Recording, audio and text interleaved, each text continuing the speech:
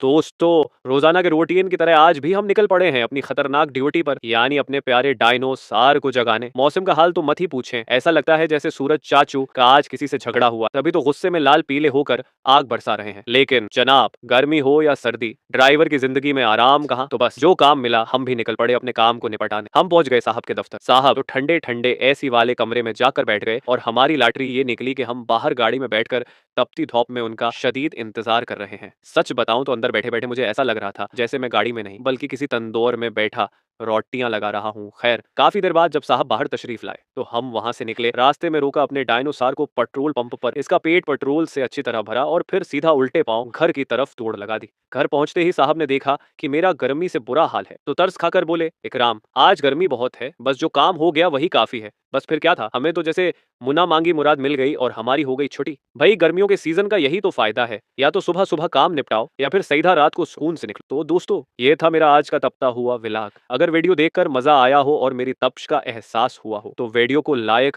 और शेयर दबाकर कीजिएगा। कमेंट में जरूर बताइएगा कि आप मेरी वीडियो कहाँ कहाँ से देख रही हैं और मेरे यूट्यूब चैनल को सब्सक्राइब करना बिल्कुल नहीं भूलना। मिलते हैं अगले व्लॉग में।